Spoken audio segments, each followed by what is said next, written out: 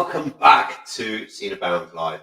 Today we're joined by Sarah Pearce, who runs a brand new company called Datras. Another word I can't pronounce, but we'll get there. Business solutions.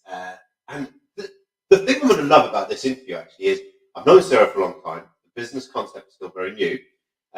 She's only been running for a few months, so I'm really excited about learning more about what she does and what she offers. So for me, this is as much of an education as it is for you. So let's welcome her in. Sarah, welcome to the studio. Thank you ever so much. Have you been in a record studio before? Not in a professional setting. I've been recorded and done pieces to camera, but not quite in an actual studio. It's quite cool, right? It is quite cool. We got a microphone. We're quite amateur actually as well, right? So we've just got one microphone, one camera, got a few lights. It's held here at Black Line Studios. So it's cool. I love it. I love doing what we do. It's an interesting experience. So you didn't expect this to happen today. Not at all. You walked into the office and I just went, studio, go. I love having you around. You really kind of brought a different element. Our office was very male orientated, right? Until you come in. It was just Charlotte, bless her. So I do love the fact that we've got another. I've got Danielle as well, but she hides away. I always forget she's there. Okay, so let's talk a bit about Datras, right? So we've known each other now for a while, all right? And I was very excited when I found out that you started out on your own. But tell me a little bit about what it is that you actually do. Okay, so basically, over the last 20 odd years, I've been working in companies, predominantly professional services or law firms, accountancy practices, a property group, and started in HR management and worked my way up to COO level, and realised that there may be a gap in the market for basically COO as a service. So just me ask you a quick question, right? Because I didn't know the answer to this until quite recently. What does COO mean?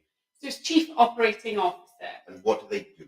So we would be responsible for the background running of the business. So anything operationally from an admin point of view, from a people perspective, from a legality point of view, all of those back sort of cogs that sort of keep the wheels turning on the front of house. It just makes sure that the business is nice and organised behind the scenes. Okay, cool. And then you're offering this now as a freelance. So why? Okay, let's take Seen Abound out of the equation. No, actually, let's bring Seen Abound into this, right? So what would you do for, say, a company like us? It's basically coming in and sort of listening to you guys and seeing any business owner what they would like the business to be, what their wishes and wants are for their businesses, but also seeing how things actually are on the ground floor, because what you want and what you need may actually be two different things. So it's about taking my 20 odd years of experience in business and seeing how businesses work and how they function effectively, and marrying that with your dreams, hopes, wishes, what the business will actually become. Now, the thing that I like particularly about that as a description, right, is I can go out there tomorrow, right, and I can employ a team of people, right? I can have a BA come in and do all my admin. I can have someone manage my email addresses. That's fine. I get an accountant to manage my accounts. I can get my web developer to manage my web. I can do all of that, right? The thing that you do, though, which I think is very different if I've got this concept, is I'm a big believer in you don't know what you don't know. And you're the person that tells me what I don't know. Very true. And it's also about sort of making sure that you're aware of what that is. I mean, communication is key, right? And there's a million business coaches out there that will tell you what to do, so they can give you advice on what that business will need to look like or where they think you should market, etc. I'm more about coming in and getting you there. So it is about doing it. So the practicalities of putting in those processes, putting in the people element, seeing what problems you're up against, and making sure that you have everything, like I say, behind the scenes to get the job done. So I was on a call this morning, right? Where we were talking about policies and process stuff that we need to have on the website, just simple policies on the website. Yeah. And that was a question. I was like, oh, actually, I don't know what I need on my website. There you go. And this is the type of thing that you kind of do, right? You would research that, look into it. And so whilst I'm having to worry about all of the formalities, you just kind of deal with that and then go, right, you need this, and this. Absolutely. It's all those technicalities, so GDPR, all of those headaches, anything that is technically ethically and legally required, I can help with and advise on. Fantastic. So, I mean, so let's just take a solopreneur. Okay. Right? So someone that is just kind of working on their own, they may not necessarily. I mean, I know you work with Christopher now, right? So yeah. let's use Christopher as an example, right? How can you add value to someone like Christopher who works on his own, solopreneur? Where's your value in that? That's a really good question, actually, because it is about, again, that vision of his. So it's about getting him to where he would like to be. So Christopher does a fantastic job as he is at the moment. He's a very specialist IP lawyer, excellent. So it's now about putting those processes in place for him so he can take his business to the next level. So be that Marriott office support, maybe he's looking to expand, maybe taking on paralegal, and also getting those standing operating procedure documents in place. So he's got the foundation or the blueprint of that business ready to take to the next step. So any onboarding of staff, any offboarding of staff, those standard documents and those processes will remain. So he's set up and it's having it as standard so he can take the business forward and concentrate on being a lawyer. Yeah, well, an IP specialist. Absolutely. There is a very definitive difference. And you're right, Christopher's very good. We had him on the show earlier in the week. He's very good at what he does and he's incredibly knowledgeable. But that doesn't mean he's an expert in HR and all things kind of process and policy. And equally, he needs the time to do his job. And I think this is where I'm hoping I can help businesses, because how many times we say being on the business versus being in the business, etc., etc. Concept I've never understood.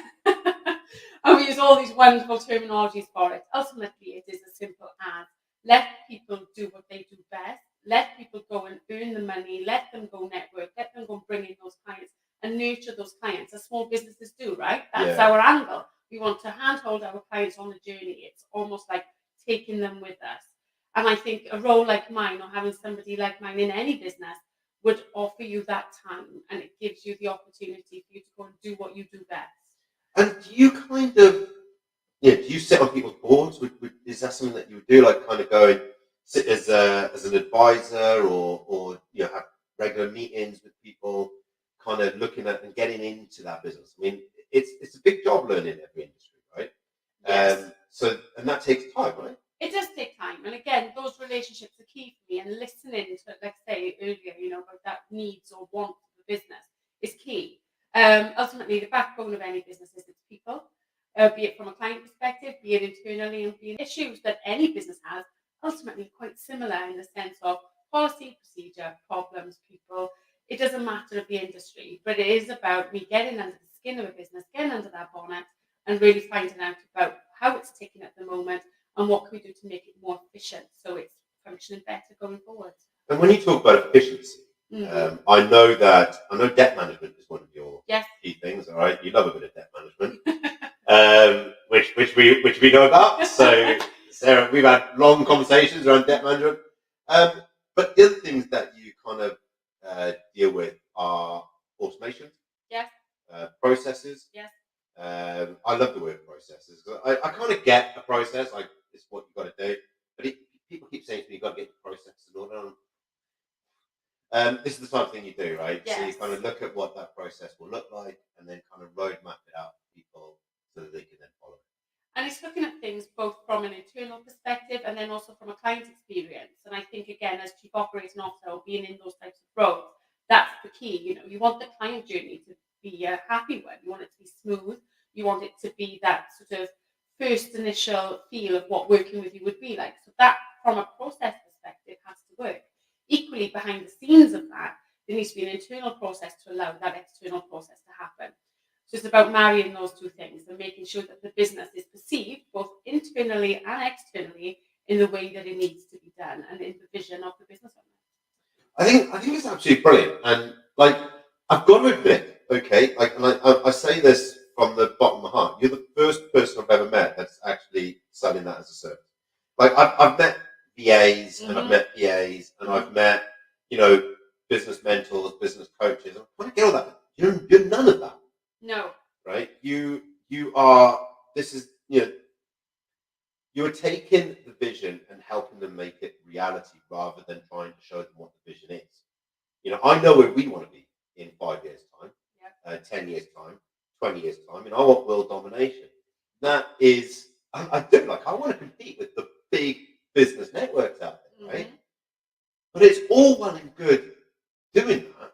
It's how do you get there? Exactly.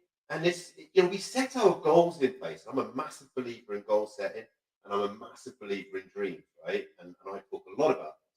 But what you're actually doing is you're aligning those goals. So if I say, right, in 10 years' time, well, let's just say, right, in 5 years' time, I want a business network in every single town in the country.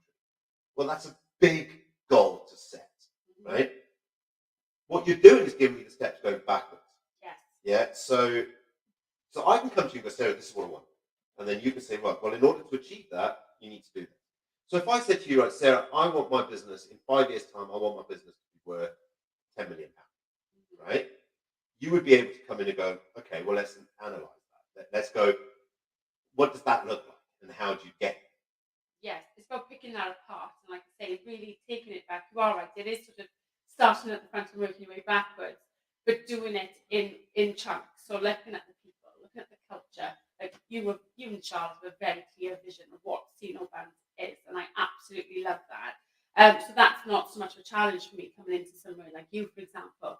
Breaking it's all of those compartments. It's all of that. What is the culture? What are the people? What is the structure? What are the problems? What are the little hurdles that we can't quite get over, and what are the reasons for that? So it is about picking the processes apart and then rebuilding. Yeah, you are right about one thing. Me and Charlotte are very clear on our vision, right? Yeah. What we're not very clear on, and things that we're working in, is our gaps.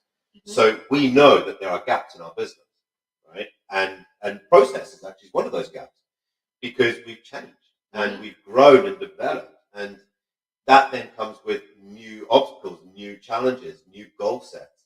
But we're very lucky. We've got a really support team that kind of sits with us and is growing with us. Mm-hmm.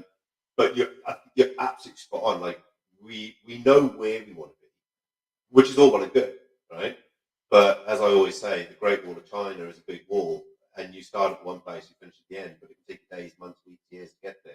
Mm-hmm. That's business, right?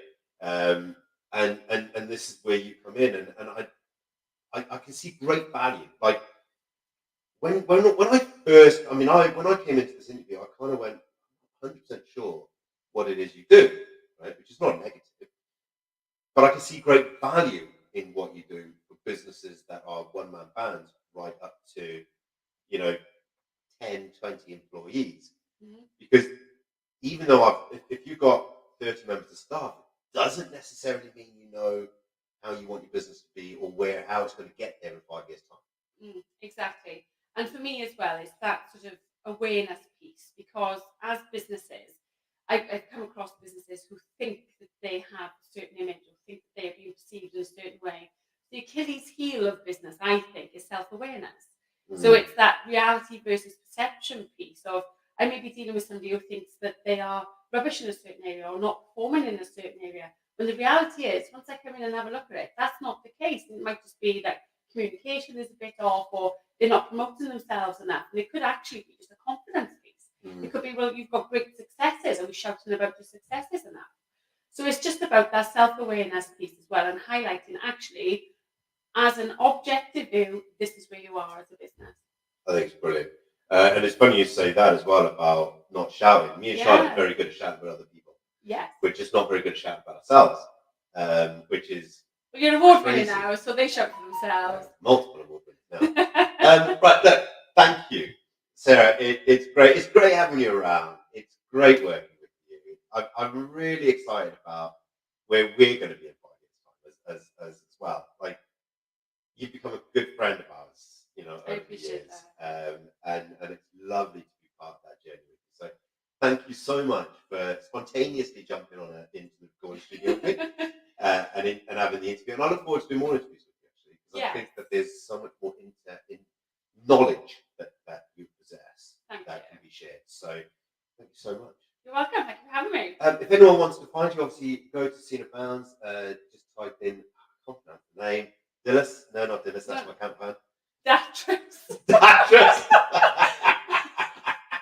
I am dyslexic, and names is one of my things, right? We need to up your Welsh. We do need to up my Welsh. So Datress into, how do you spell it? Datrys.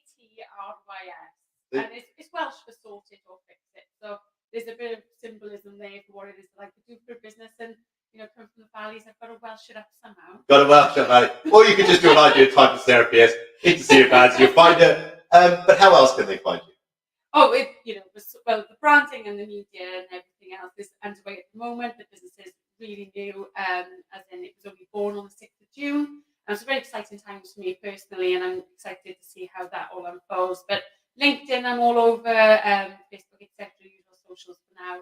And we'll be launching the brand real soon, hopefully. I know, can't wait. And we'll have another show when that happens. So that is all we have time for. We absolutely love working with Sarah. She, as you can imagine, comes into the office like a ray of sunshine. So a massive thank you from all of us. And thank you, Sarah, for joining us. Until next time, take care. Goodbye. Cheers, guys.